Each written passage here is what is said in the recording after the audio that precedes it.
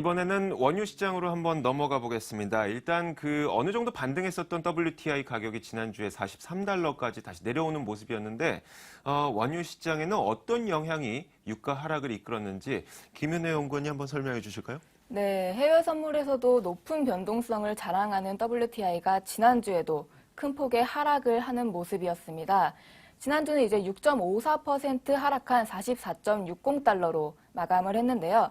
주 초반부터 완만하게 하락하는 모습을 보인 것이 특징이었습니다. 주 초반에는 이제 중국의 3분기 GDP 성장률과 실물 경제 지표들이 발표가 되었죠. 결국은 3분기 GDP 성장률이 7%에 미치지 못했다는 점과 실물 경제 지표들의 특히 산업 생산과 고정자산 투자가 이전치와 예상치를 하회하는 발표를 했다는 점에서 중국발 수요 둔화 이슈가 자극이 되면서 유가는 하락세를 이어갔습니다. 이 외에도 이란 핵 협상에서 이제 서방 제재가 해제될 것이다라는 전망과 더불어서 이러한 모습은 유가 하락을 더욱더 심화시키는 모습이었고 수요일 날 매주 발표되는 EIA 주간 원유 재고에서도 원유 재고가 지난주 이제 760만 배럴을 보였는데 예상치는 이제 재고가 감소할 것으로 전망했으나 실제로는 803만 배럴로 오히려 크게 증가하는 모습을 보였습니다. 이러한 점도 부담이 되면서 유가 하락세는 더욱더 심화되는 모습이었습니다. 이제 중국의 지준율과 금리 인하에도 이제 유가는 반응하는 모습을 보였는데요. 달러가 강세를 크게 보이자 유가도 하락하는 모습이었습니다. 하지만 중국은 원유의 가장 큰 수요국이기 때문에 이제 이러한 중국발 경기 부양은 결국은 원유의 수요를 증가할 것이라는 전망이 유입되면서 유가의 하락폭은 제한적인 모습이었습니다. 이제 주 전반적으로 하락하면서 큰 폭의 하락을 이끌며 이제 7% 가까이 하락한 44.60달러로 마감하는 모습이었습니다. 네, 중국이 지주급 준비율을 인하하고 그리고 기준금리를 인하했다는 것 자체가 중국 경기가 지금 그만큼 좋지 못하다는 것입니다. 그 말은 이 중국이 그만큼 석유 수요를 많이 못한다는 이야기이기 때문에 유가 하락 요인으로 작용을 하게 된 것이죠.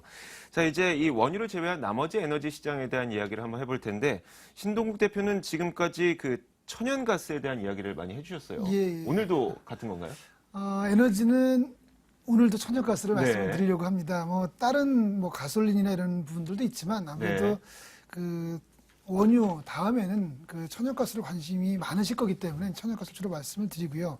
천연가스는 제가 계속해서 이제 방송에서 말씀을 드릴 때 사실 그런 어떤 이슈들이 많지 않다. 네. 그다음에 지속적으로 좀 많이 하락을 하는데 그런 이유 중에 이제 가장 크게 재고 문제고요. 재고 보고서가 목요일날 발표된다 이런 부분들을 말씀을 드렸습니다. 그리고 지난주에도 역시 차트에서 보시는 것처럼 지속적이고 안정적으로 좀 하락을 하는 모습을 보였고요. 네. 다만 지난 방송에서 무슨 말씀을 드렸냐면 천연가스에 대해서 단기적으로는 재고나 이런 이슈 때문에 좀 하락 요인이 있지만 조금 중장기적으로는 중국에서 발전을 할 때 석탄 이런 것보다 천연가스를 좀 더 많이 쓴다라든지 조금은 천연가스에 대한 수요가 살아날 가능성도 있고 시장은 조금 미리 반영하는 부분도 있기 때문에 조심스럽게 단기는 매도, 중장기는 좀 매수 쪽으로 좀 보는 게 맞지 않냐 이렇게 봤는데요. 어쨌든 단기는 매도가 맞았던 것 같습니다. 네. 다만 과연 이제 지금 2.2달러까지 하락한 천연가스가 반등을 할 수 있을지 좀 봐야 될 것 같고요.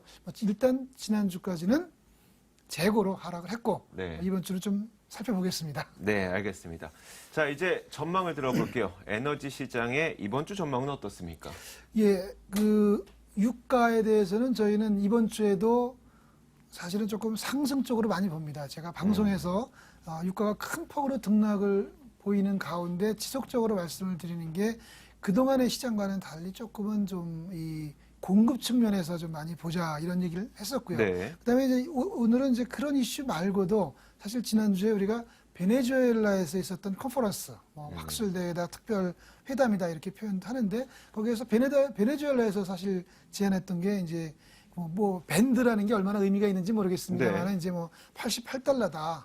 또 IEA 위원 같은 경우는 내년도에 너무 유가 하락을 전제하지 말아라 이런 얘기들도 있었고요. 사실 시장은 등락폭을 늘리면서 흔들리고 있지만 결국은 좀 바닥 다지기, 결국 $40 정도 선에 대해서 지난번에 이제 무너졌었긴 했지만 네. 이제는 그런 정도를 바닥으로 해서 여러 가지 이 공급 요인들 이슈로 인해서 상승을 좀 시도하지 않겠느냐라고 생각이 되고요. 왜 그러냐 하면은 이제 요즘 나오는 뉴스들을 보면 재고나 경기에 대한 확실히 부족한 부분 이런 부분들은 분명히 단기적으로 하락 요인이 맞으나 상승을 할 수 있는 어떤 미끼를 좀 깔고 있다 그럴까요? 그런 분위기로 보고 있습니다. 네. 자, 국제 석유 기구인 오펙에서도 만약에 이 석유 가격이 계속 떨어지게 된다면 사실 본인들의 손해입니다. 그렇기 때문에 본인들도 가격이 어느 정도에서 바닥 다지는 것을 바라겠죠. 자, 그런 취지에서 여러 가지 대안들이 나오고 있는 것 같습니다. 지금까지 유로화 그리고 금 가격 그리고 유가까지 살펴봤습니다. 해외 선물 포트폴리오 화면으로 확인해 보겠습니다.